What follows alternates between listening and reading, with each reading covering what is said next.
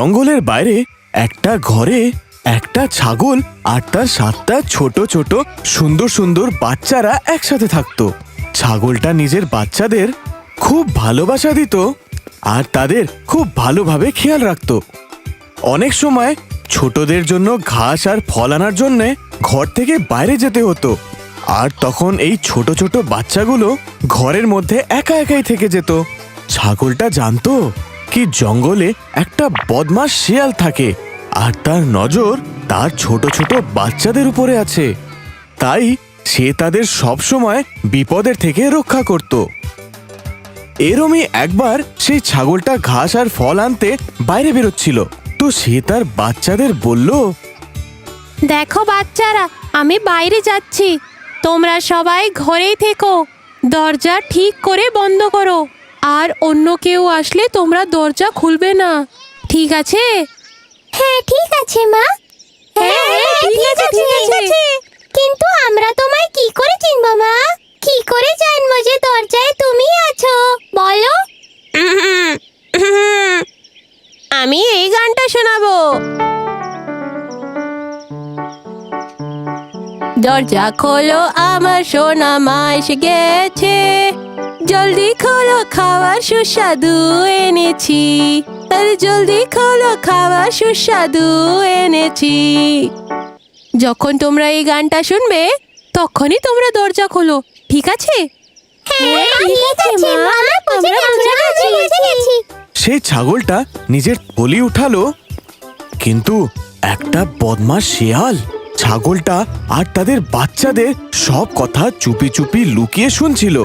ও হো হো হো হো, এবার তোদের গোপন কথাটা আমি জেনে গেলাম। আজকে তো আমার ভুঁড়ি ভোজ।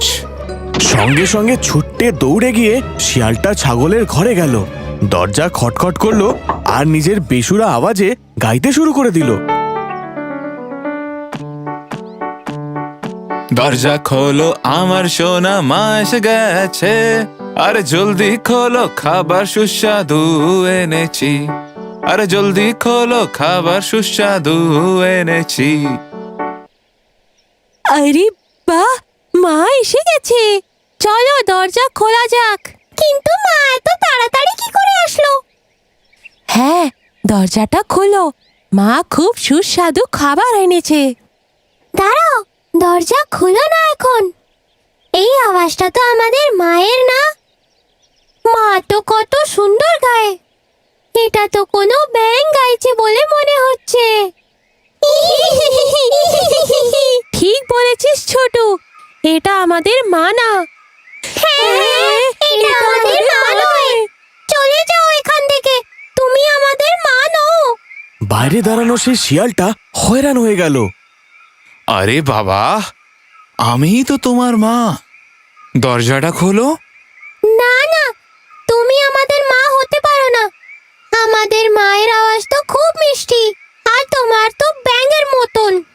চলে যাও এখান থেকে। শিয়ালটা বুঝতে পেরে গেল যে বাচ্চারা এমনি তো হাতে আসবে না, কি করা যায় সে ভাবতে লাগলো। আরে এরা তো জানতে পেরে গেল আমার আওয়াজটাও না, কি করি? আইডিয়া, এক্ষুনি মধু খেয়ে আসছি। শিয়ালটা বুঝতে পারলো যে মধু খেলে তার গলাটা সেই ছাগলের মতন সুন্দর হয়ে যাবে। সে জঙ্গলে মৌমাছিদের ছাতা খুঁজলো, তারপরে যেমনি তেমনি ভাবে মধু খেলো আর সঙ্গে সঙ্গে ছাগলের ঘরে আসলো। আরে কি যেন ছিল ওই গানটা? হ্যাঁ, দরজা খোলো, আমার সোনা মা যে এসে গেছে, আর তাড়াতাড়ি খোলো যে খাবার মজারই এনেছি। হ্যাঁ, এটাই তো ছিল। ছাগলের ঘরে এসে সে দরজা খটখট করলো। শিয়ালটা সেই ছাগলের মতন আওয়াজ বের করার অনেক চেষ্টা করলো। দরজা খোলো, আমার সোনা মা এসে গেছে, জলদি খোলো, খাবার সুস্বাদু এনেছি, আরে জলদি খোলো, খাবার সুস্বাদু এনেছি। মনে হচ্ছে মা এসে গেছে। হ্যাঁ হ্যাঁ, আওয়াজটা তো মায়ের মতন মিষ্টি। চলো না, দরজাটা খোলা যাক বরং, মা খুব সুস্বাদু খাবার এনেছে। হ্যাঁ, দরজা খোলো। দাঁড়াও, আগে আমাকে দেখতে দাও। বাইরে মা আছে না অন্য কেউ? বাচ্চারা দরজার কাছে গেল আর নিচের ফুটো দিয়ে দেখতে লাগলো। ওরা কালো পা দেখতে পেল। ও বলল, এ আমাদের মা নয়। ওনার পা তো ফর্সা ফর্সা, আর এর পা তো কালো কালো দেখতে। এ আমাদের মা নয়, দরজা খুলো না। ছোট বাচ্চাটা দরজার কাছে গেল আর সে বলল, তুমি আমাদের মা নও। তোমার পাটা কালো, কিন্তু আমাদের মায়ের পা তো ফর্সা। চলে যাও এখান থেকে। তুমি আমাদের মা নও। চলে যাও এখান থেকে। এবার শিয়ালটা হয়রান হয়ে গেল।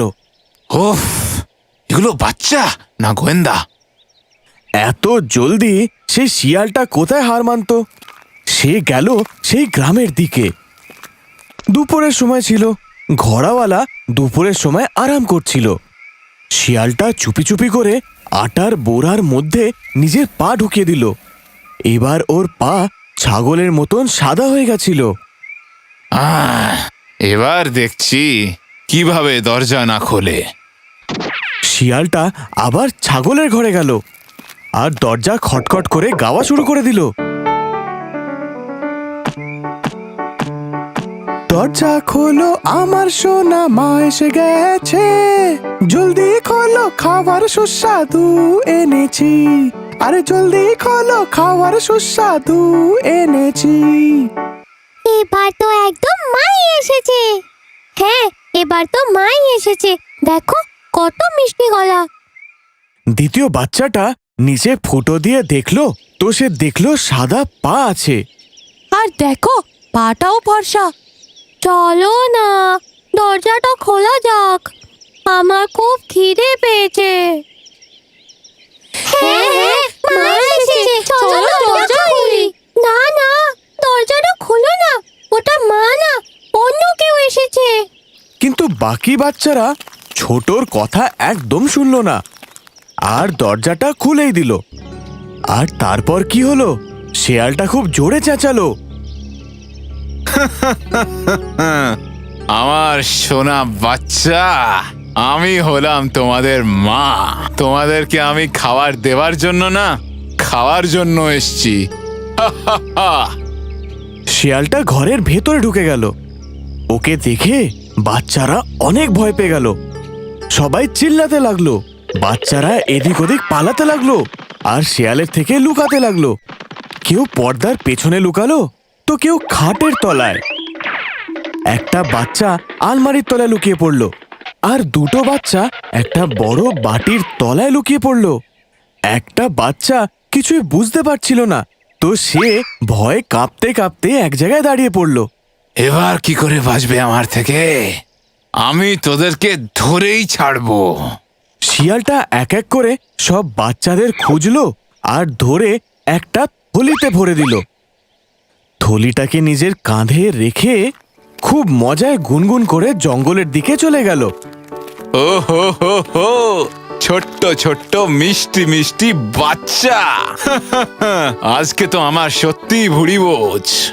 শেয়ালের থেকে বেঁচে সব থেকে ছোট বাচ্চাটা চুল্লির কাছে গিয়ে লুকিয়েছিল। শেয়ালের ধ্যান ওর উপর গেল না আর সে বেঁচে গেল। কিছুক্ষণ পরে যখন ছাগলটা খাবার দাবার নিয়ে ঘরে ফিরল তো সে দেখে যে ঘরের দরজা তো খোলা আছে আর ঘরের সব জিনিসপত্র ছড়িয়ে ছিটিয়ে রয়েছে। ভয়ের চোটে সে বাচ্চাদের ডাকতে থাকলো, বাচ্চারা, আমার ছোট বাচ্চারা, কোথায় তোমরা? দেখো দেখো আমি তোমাদের জন্য কি এনেছি। মায়ের আওয়াজ শুনে সব থেকে ছোট বাচ্চাটা বাইরে আসলো আর বেচারা কাঁদতে থাকলো। শিয়ালটা সঙ্গে সঙ্গে ওকে গলায় লাগিয়ে নিল আর জিজ্ঞেস করলো, তোমার ভাই বোনেরা কোথায়? ছোট বাচ্চাটা কাঁদতে কাঁদতে মাকে সব সত্যিটা বলল। ছাগলটা রেগে মেগে লাল হয়ে গেল। আমার বাচ্চাদের নিয়ে গেছে? ওর এত সাহস! এখনই খবর নিচ্ছি ওর। চলো আমার সাথে। বাচ্চাদের আর ওই শিয়ালটাকে গিয়ে খুঁজি। এদিকে শিয়ালটা সেই থলিটা নিয়ে দৌড়াচ্ছিল।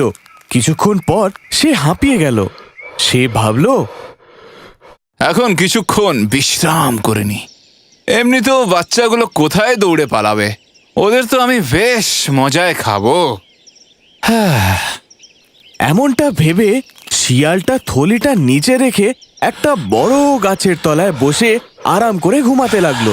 আর সেই ছাগলটা বাচ্চাদের খুঁজতে খুঁজতে সেই শিয়ালটার নাক ডাকার আওয়াজ শুনতে পেল।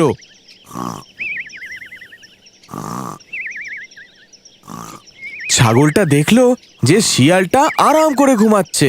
পাশে থাকা থলিতে বাচ্চারা এদিক ওদিক নড়ছিল। বাচ্চাদের জীবিত দেখে ছাগলটা নিশ্চিন্ত হলো, আর সে চুপি চুপি করে থলির কাছে গেল আর ওটাকে খুলে দিল। সব বাচ্চারা থলি থেকে বাইরে বেরিয়ে গেল। বাচ্চারা মাকে দেখে খুব খুশি হয়ে গেল। ইতিমধ্যেই সেই ছোট বাচ্চাটা একটা বড় পাথর আনলো আর সেটাকে সেই থলিতে ঢুকিয়ে দিল। আর তাকে দেখে সব বাচ্চারা বড় বড় পাথর এনে সেই থলিতে ভরে দিল। ছাগলটা থলিটাকে দড়ি দিয়ে বেঁধে দিল। এবার ছাগলটা আর তার 7টা বাচ্চা পাশের ঝাড়িতে লুকিয়ে পরের গল্পটা দেখতে লাগলো। কিছুক্ষণ পরে শিয়ালটার নিদ্রা ভাঙলো। ওহো, খুব দেরি হয়ে গেল। এবার আমি বাড়ি যাই আর ছোট ছোট বাচ্চা খাই। শিয়ালটা থলিটা নিয়ে বেরিয়ে পড়লো। এর খুবই ভারী, ভীষণ ভারী লাগছে। এতগুলো বাচ্চা, আজ তো আমার ভুড়ি ভোজ। আমি তো পেট ভরে খাবো। থলি উঠিয়ে শিয়ালটা চলতে লাগলো, কিন্তু পাথরে ভরা সেই থলিটা সে সামলাতেই পারছিল না। নদী পার করতে গিয়ে যেমনি না সে জলের মধ্যে নামলো, পা স্লিপ করে সে জলের মধ্যে পড়ে গেল আর জলের স্রোতে বইতে লাগলো। আরে আরে, আমায় কেউ একটা বাঁচাও! আরে আরে, বাঁচাও!